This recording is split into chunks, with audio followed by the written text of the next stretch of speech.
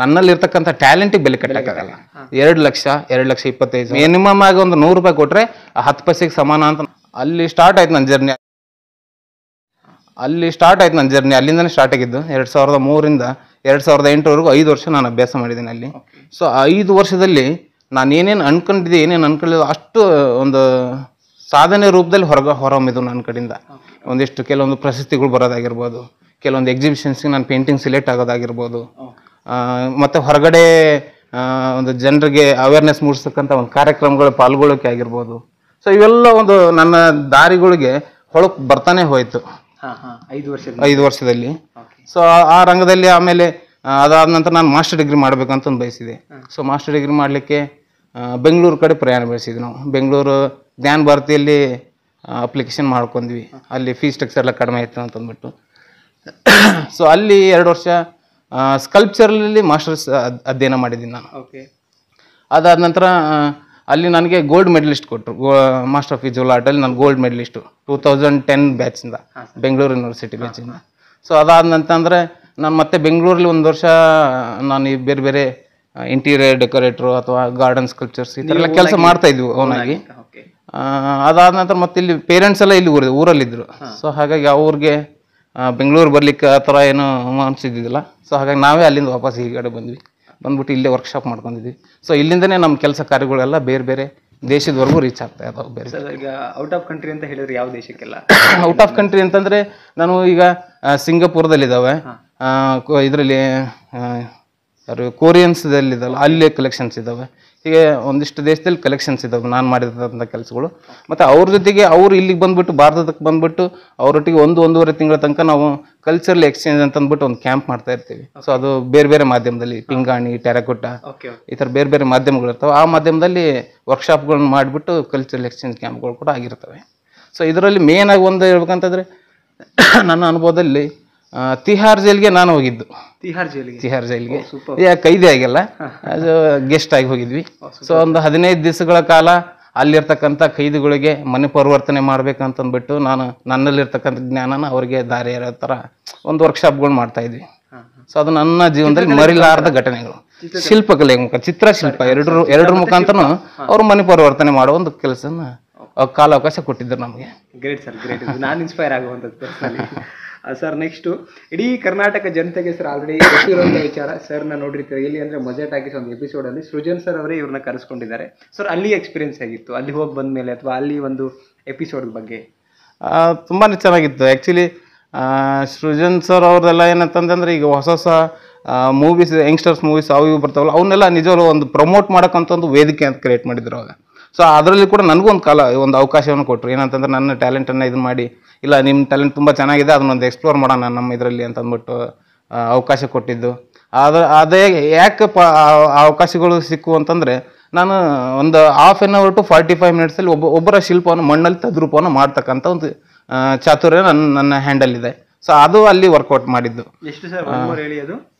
ಮಣ್ಣಲ್ಲಿ ಈಗ ಮಣ್ಣಲ್ಲಿ ಯಾರಾದ್ರೂ ಒಬ್ರು ಇದ್ರ ಕೂತಿದ್ದಾರೆ ಅಂತಂದ್ರೆ ಅವರ ತದ್ರೂಪವನ್ನ ನಾನು ಮಣ್ಣಲ್ಲಿ ಕ್ರಿಯೇಟ್ ಮಾಡ್ತೀನಿ. ಈಗಿನ ಸ್ಪಾಟ್ ಪೇಂಟಿಂಗ್ ಡೆಮಾನ್ಸ್ಟ್ರೇಷನ್ಸ್ ಎಲ್ಲ ಮಾಡ್ತಾರಲ್ಲ, ಸೊ ಆತರ ನಾನು ಸ್ಪಾಟ್ ಸ್ಕಲ್ಪ್ಟಿಂಗ್ ಮಾಡ್ತೀನಿ ಮಣ್ಣಲ್ಲಿ. ಟೈಮಿಂಗ್ ಸರ್ ಅದು 1/2 hour ಇಂದ 40 minutes ಅಲ್ಲಿ ತಗೋತೀನಿ. 40 minutes ಅಲ್ಲಿ ಅವ್ರ ತದ್ರೂಪ ರೆಡಿ ಆಗುತ್ತೆ.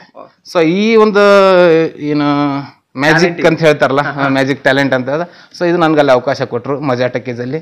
ಸೊ ಕೆಲವು ನಿಮಿಷಗಳಲ್ಲಿ ಅವರ ಲೋಕೇಶ್ ಅವರ ಒಂದು ಶಿಲ್ಪವನ್ನು ಸೃಷ್ಟಿ ಮಾಡೋ ಒಂದು ಅವಕಾಶ ಸಿಕ್ತು. ನನ್ನನ್ನು ಕೂಡ ಪ್ರಮೋಟ್ ಮಾಡಿದ್ರು ಸರ್ ಅಂತ ಹೇಳಕ್ಕೆ ಇಷ್ಟಪಡ್ತೀನಿ ಆ ಮುಖಾಂತರ. ಸರ್ ಲೋಕೇಶ್ ಸರ್ ಅವರ ಒಂದು ಸ್ಕಲ್ಪ್ಚರ್ ಮಾಡಿಕೊಟ್ಟಿದ್ದೀನಿ. Thank you. ಆ್ಯಂಡ್ ಸರ್ ಒಂದು ಮೂರು ಪ್ರಶ್ನೆ ಸರ್, ಈ ವಿಚಾರದಲ್ಲಿ ಎಷ್ಟು ಯಂಗ್ಸ್ಟರ್ಸ್ಗಳಿಗೆ ಯಾವ ಥರ ಅಂತ ಹೇಳಿದ್ರೆ ಡಿಗ್ರಿ ಮುಗಿಸಿರ್ತಾರೆ ಅಥವಾ BEd ಹೋಗಿರ್ತಾರೆ, ಎಲ್ಲ ಮುಗಿಸಿರ್ತಾರೆ, ಬಟ್ ಚಿತ್ರಕಲೆನ ಅಥವಾ ಈ ಆರ್ಟ್ನ ಸೊ ನೆಗ್ಲಿಯನ್ಸಿ ನೋಡಿರ್ತಾರೆ. ಇದರಲ್ಲಿ ಏನು ಆ ಲೆವೆಲಿಗೆ ಇನ್ಕಮ್ ಇಲ್ಲ, ಸೊ ಅಚೀವ್ಮೆಂಟ್ ಮಾಡಲಿಕ್ಕಿಲ್ಲ ಅಂತೇಳಿ. ಸರ್ ಇದರಲ್ಲಿ ಇನ್ಕಮ್ ವಿಚಾರಕ್ಕೆ ಬಂದರೆ ಸರ್ ವಾರ್ಷಿಕ ಆದಾಯ ಎವರೇಜ್ ಎಷ್ಟು ಅರ್ನ್ ಮಾಡಬಹುದು? ಎವರೇಜ್ ಅಂದರೆ ಇಲ್ಲಿ ಆದಾಯ ಅಂತ ಬಂದಾಗ ಕಲೆಗೆ ಬೆಲೆ ಕಟ್ಟಕ್ಕಾಗಲ್ಲ ಅನ್ನೋ ಒಂದು ವರ್ಡ್ ಪ್ರತೀತಿಯಲ್ಲಿದೆ ಯಾವಾಗಲೂ ನಮಗೆ. ನಿಮ್ಮ ಕಲೆಗೆ ಬೆಲೆ ಕಟ್ಟಕ್ಕಾಗಲ್ಲ ಬಿಡಪ್ಪ ಅಂತ. ಕಲಾಕೃತಿಗಳನ್ನು ಬೆಲೆ ಕಟ್ಟಿ ಕೊಂಡ್ಕೊಳ್ತಾರೆ, ಬಟ್ ನನ್ನಲ್ಲಿರ್ತಕ್ಕಂಥ ಟ್ಯಾಲೆಂಟಿಗೆ ಬೆಲೆ ಕಟ್ಟಕ್ಕಾಗಲ್ಲ. ಸೊ ಆ ಒಂದು ಮಾದರಿ ಅದು, ಆ ವರ್ಡ್. ನಿನ್ನ ಕಲೆಗೆ ಬೆಲೆ ಕಟ್ಟಕ್ಕಾಗಲ್ಲ ಅಂತಂದ್ರೆ ನಾವು ಮಾಡಿರೋದಕ್ಕೆಲ್ಲ ಬೆಲೆ ಕಟ್ಟಕ್ಕಾಗಲ್ಲ ಅನ್ನೋದಂತಲ್ಲ. ಸೊ ಅದನ್ನೆಲ್ಲ ಬೆಲೆ ಕಟ್ಟಿಯೇ ಕೊಂಡ್ಕೊಳ್ತಕ್ಕಂಥ ಒಂದು ವಾತಾವರಣ ಈಗಿನ ಇರೋದು. ಯಾಕಂದರೆ ನಾನು ಕೂಡ ಮಾಡಬೇಕಾದಂಥ ಆರ್ಡರ್ ಅಂತಂದ್ರೆ ಇಷ್ಟಕ್ಕೆ ಇದು ಮಾಡ್ಕೊಡ್ತೀನಿ ಅಂತ ಅಂದ್ಬಿಟ್ಟು ಮಾತಾಡಿ ನನ್ನ ಶ್ರಮನ ಅಥವಾ ನನ್ನ ಕಲಾ ಇದನ್ನು ಅಲ್ಲಿ ರೂಪದಲ್ಲಿ ತಗೋತೀವಿ. ನಾವು ಸ್ಕಲ್ಪ್ಚರ್ಲ್ಲ ಮಾಡ್ತೀವಲ್ಲ, ಇವಲ್ಲಿ ನಾವು ಮಾಡ್ತಕ್ಕಂಥ ಮೆಟೀರಿಯಲ್ಸ್ ಹೇಗಿರುತ್ತೆ ಅಂದರೆ ಇಲ್ಲಿ ಫೈಬರು, ಟೆರೆಕೋಟ, ಪಿಂಗಾಣಿ ಮತ್ತು ಮೆಟಲ್ಲು, ಈ ಥರ ಒಂದು 4-5 ಮೀಡಿಯಾದಲ್ಲಿ ನಾವು ಇಲ್ಲಿ ಕೆಲಸ ಮಾಡ್ಕೊಡ್ತೀವಿ. ಹೆಚ್ಚು ಮೆಟಲಲ್ಲಿ ಜಾಸ್ತಿ ಕೆಲಸಗಳು ಮಾಡ್ತೀವಿ. ಸೊ ಒಂದು ಮೆಟಲ್ ಸ್ಕಲ್ಪ್ಚರ್ ತಯಾರಾಗಬೇಕಂತಂದರೆ 2.5 ರಿಂದ 3 ತಿಂಗಳು ಮಿನಿಮಮ್ ನಮಗೆ ಟೈಮ್ ಬೇಕಾಗುತ್ತೆ.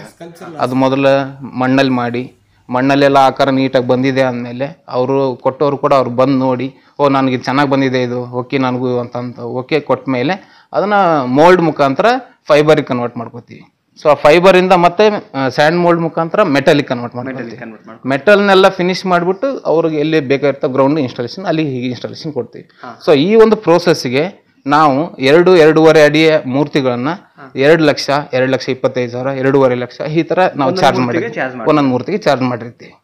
ಸೊ ಅಷ್ಟು 3 ತಿಂಗಳಲ್ಲಿ ಆ ಪ್ರೊಸೆಸ್ ಮುಗಿಯುತ್ತೆ, ಆಮೇಲೆ ಇನ್ಸ್ಟಾಲೇಷನ್ ಇರುತ್ತೆ. ಸರ್ ಅಂದಾಜಲ್ಲಿ ಸರ್ ವಾರ್ಷಿಕ ಆದಾಯ ಅಂತ ಎಷ್ಟಿದೆ ಸರ್? ವಾರ್ಷಿಕ ಆದಾಯ ಹೇಗೆ ಅಂತಂದರೆ ನಮ್ದೊಂಥರ ಲಾಟ್ರಿ ಸಿಸ್ಟಮ್ ಇರುತ್ತೆ, ಹಂಗೆ ಅಂತ ಹೇಳ್ಬೇಕು. ನಮ್ಮ ಪ್ರಯತ್ನ ಹೇಗಿರುತ್ತೋ ಅದ್ರ ಮೇಲೆ ಡಿಪೆಂಡ್ ಇರುತ್ತೆ. ಈಗ ನಾನು ಒಂದು ಕೆಲಸ ಹಿಡ್ಕೊಂಡು 1 ವರ್ಷವರೆಗೂ ಮಾಡ್ಬೋದು, ಇಲ್ಲ ಒಂದು ಕೆಲಸನ 1 ವಾರದಲ್ಲೇ ಮಾಡ್ಬಿಡ್ಬೋದು. 1 ವಾರದಲ್ಲಿ ಒಂದು ಕೆಲಸ ಮಾಡೋಷ್ಟು ಎಬಿಲಿಟಿ ಇದೆ ಅಂದರೆ 1 ವರ್ಷದಲ್ಲಿ ಎಷ್ಟು ಗಳಿಸ್ಬೋದು ಹಾಗಾದ್ರೆ? ಹೀಗಿರುತ್ತೆ. ಅವು ಒಂದೇ ವರ್ಕನ್ನು 1 ವರ್ಷ ತನಕ ಮಾಡಿದ್ರೆ ಅವನು ಗಳಿಸೋ ಆದಾಯ ಎಷ್ಟಿರ್ಬೋದು ಅದ್ರ ಮೇಲೆ ಲೆಕ್ಕಾಚಾರ ಹೀಗಿರುತ್ತೆ. ಸೊ ಅವ್ರವ್ರ ಟ್ಯಾಲೆಂಟು ಅವ್ರವರ ಶಕ್ತಿ ಮೇಲೆ ರೂಪಿತ ಆಗುತ್ತೆ ಅಂತ ಹೇಳಿ. ಸರ್ ಕೊನೆಯ ಪ್ರಶ್ನೆ, ಸೊ ಏನು ಅಂತ ಹೇಳಿದ್ರೆ, ಸೊ ಈ ಒಂದು ಚಿತ್ರಕಲೆ ವಿಚಾರ ಆರ್ಟ್ ಏನು ಹೇಳಿದ್ರಿ ಸರ್ ಇಲ್ಲಿ ತನಕ, ಸೊ ಯಂಗ್ಸ್ಟರ್ಸ್ಗಳಿಗೆ ಈ ಒಂದು ಫೀಲ್ಡಿಗೆ ಬರಬೇಕು ಅಂತ ಅನ್ನೋರಿಗೆ ಸರ್ ಏನು ಹೇಳಕ್ಕೆ ಇಷ್ಟಪಡ್ತೀರಾ ಸರ್, ಒಂದು ಮೆಸೇಜ್?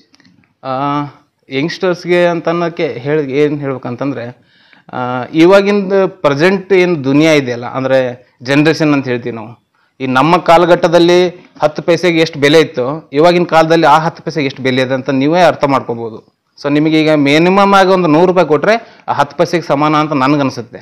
ಸೊ ನಮ್ಮ ಕಾಲಮಟ್ಟ ನಿಮ್ಮ ಕಾಲಮಟ್ಟ ಡಿಫ್ರೆನ್ಸ್ ಇದೆ. ಬಟ್ ಆದಾಗ್ಯೂ ಕೂಡ ಎಲ್ಲದೂ ಕೂಡ ಒಂದೇ ಒಂದು, ಯಾವ ಕಾಲಮಟ್ಟಗಳು ಚೇಂಜ್ ಆದರೂ ಕೂಡ ನನ್ನ ಗುರುಗಳು ಒಂದು ಮಾತು ಹೇಳಿದ್ದು ನಾನು ನಿಮ್ಗೆ ಹೇಳಿಕ್ಕೆ ಇಷ್ಟಪಡ್ತೀನಿ. ಪ್ರಯತ್ನ ಸಾಧನೆಯ ಮೊದಲ ಹೆಜ್ಜೆ, ಅದನ್ನು ಪ್ರಾರಂಭಿಸಿರುವೆ, ಬೇಕಾದಲ್ಲಿ ಅಲ್ಪ ವಿರಾಮ ಬಳಸು, ಪೂರ್ಣ ವಿರಾಮದಿಂದ ದೂರವಿರು, ಸಂಕಲನದಿಂದ ಸದಾ ನಿಮಗೆ ಬೆಂಬಲವಿರುತ್ತದೆ ಅಂತ ಅಂದ್ಬಿಟ್ಟು ಒಂದು ವರ್ಡ್ ಹೇಳ್ಕೊಟ್ಟಿದ್ದೆ ನನಗೆ. ಅಂದರೆ ಈ ವರ್ಡನ್ನ ನಾವು ನಮ್ಮ ಜೀವನದಲ್ಲಿ ಅಳವಡಿಸ್ಕೊಂಡ್ರೆ ಸಾಕು. ನಾನು ಏನೇ ಮಾಡ್ತಕ್ಕಂಥ ಪ್ರತಿಯೊಂದು ಕೆಲಸದಲ್ಲಿ ಮೊದಲು ಪ್ರಯತ್ನ ಇರಬೇಕು. ಅದಾಗುತ್ತೋ ಆಗದೆ ಇರುತ್ತೋ ಅನ್ನೋದಕ್ಕಿಂತ ಮೊದಲು ಪ್ರಯತ್ನ ಮಾಡಬೇಕು. ಪ್ರಯತ್ನಗಳು ಆಗ್ತಾ ಹೋದಂಗೆ ಸಫಲತೆ ಇದ್ದೇ ಇರುತ್ತೆ ಯಾವಾಗಲೂ. ಸೊ ಇದು ನಾನು ನಿಮಗೆ ಹೇಳ್ತಕ್ಕಂಥ ಒಂದು ಕಿವಿ ಮಾತು. ಅನುಸರಿಸಿ, ನೀವು ನಿಮ್ಮಲ್ಲಿ ಆದಂಥ ಒಂದು ಟ್ಯಾಲೆಂಟ್ ಇದ್ದೇ ಇರುತ್ತೆ, ಅದನ್ನು ದಯವಿಟ್ಟು ಹೊರಗಡೆ ತನ್ನಿ, ಓರೆ ಹೆಚ್ಚು ತಗೊಳ್ಳಿ, ನೀವು ಕೂಡ ಸಿದ್ಧಿಯನ್ನು ಪಡಿಬೋದು ಅಂತ ಹೇಳ್ತಾ ಎಲ್ಲರಿಗೂ ಆಲ್ ದಿ ಬೆಸ್ಟ್ ಹೇಳ್ತೀನಿ. Thank you so much sir. ಇಷ್ಟೊತ್ತು ಇಂಟರ್ವ್ಯೂ ಕೊಟ್ಟಿರ್ತಕ್ಕಂಥದ್ದು ಅಂದರೆ ಜನಗಳಿಗೆ ನಿಮ್ಮ ಒಂದು ಪರಿಚಯ ಮಾಡಿಕೊಟ್ರಿ ಆ್ಯಂಡ್ ಸ್ಫೂರ್ತಿ ಆದಂಥ ಒಂದು ಸ್ಟೋರಿನ ಕೊಟ್ಟಿದ್ದೀರಾ. ವೀಕ್ಷಕರೇ, ಈ ಒಂದು ವಿಚಾರ ಗೊತ್ತಾಗುತ್ತೆ ಏನಂತ ಹೇಳಿದ್ರೆ, ನಾವು ಮನಸ್ಸಿಟ್ಟು ಕೆಲಸ ಮಾಡಿದ್ರೆ ಸರ್ ಹೇಳಿದರು, ಒಂದು ಬೇಕಾದಲ್ಲಿ ಅಲ್ಪ ವಿರಾಮ ಹಾಕಿ ರೆಸ್ಟ್ ಮಾಡಿ, ಬಟ್ ಪ್ರಯತ್ನ ಮಾಡಿ ಅಂತ ಹೇಳಿ ತುಂಬ ಒಳ್ಳೆ ಲೈನ್. ನನಗೂ ಕೂಡ ಅದು ಪರ್ಸನಲ್ ಇನ್ಸ್ಪೈರ್ ಆಗುತ್ತೆ. ಆ್ಯಂಡ್ ಈ ಒಂದು ಇಂಟರ್ವ್ಯೂ ಬಗ್ಗೆ ನಿಮ್ಮ ಅನಿಸಿಕೆನ ಕಮೆಂಟ್ ಮಾಡಿ. ಆ್ಯಂಡ್ ಇದೇ ಥರದ ಸುಮಾರು ಇನ್ಸ್ಪೈರ್ ಆಗಿರ್ತಕ್ಕಂಥ ಸ್ಟೋರಿಗಳು ಬರುತ್ತೆ. ಆ್ಯಂಡ್ ಬೇಕಾದಲ್ಲಿ ಸರ್ ಕಾಂಟ್ಯಾಕ್ಟ್ ನಂಬರಲ್ಲಿ ಕೊಟ್ಟಿರ್ತೀನಿ, ಸರ್ನ ಕಾಂಟ್ಯಾಕ್ಟ್ ಮಾಡಿ. ಮತ್ತೊಂದು ಎಪಿಸೋಡ್ ಸಿಗೋಣ. Thank you so much. ನಮಸ್ತೆ. Thank you.